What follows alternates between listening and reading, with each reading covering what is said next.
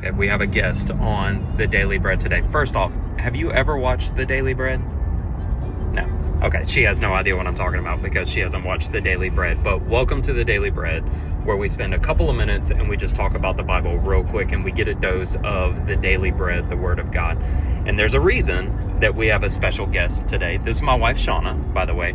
So we're going to start 1 Corinthians 13. And we're going to do a little series. She's laughing because the funny part of it is we have been arguing for a couple of days. We've been married for 5 years. Wait, 6 years? Almost 6 years. We hardly ever argue. We're not that kind of couple, but sometimes we're not perfect and we go through spells where we can't exactly communicate the way we want to. So anyway, we're going to do 1 Corinthians 13. And I want to start on verse 4 because verse 4 is when the Bible really starts to spell out what does love look like? What's the definition of love? 1 Corinthians 13, chapter 4, it starts with love suffers long. That's the King James Version. It says love is long-suffering. If you look at other translations, they'll say patient. But I think patient is kind of an understatement because people talk about patient and they're like, well, I'm being patient. But a lot of times patience, people think that patience can wear thin. People think that patience has an end date.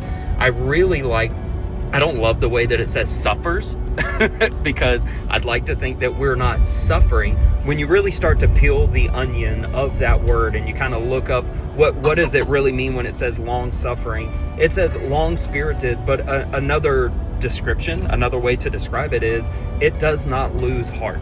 And I was reading that and I was very thankful, first off, that God has given me and my wife a closeness and a togetherness that we don't lose heart. Even when we're arguing, even when I'm like, I'm not saying this is not the way you do marriage. Like I'm frustrated with you, like I'm aggravated with you. That is not the way you do marriage. I'm not saying it's right. I'm just saying we're not perfect. Are you perfect? Well, she's perfect. I'm not perfect.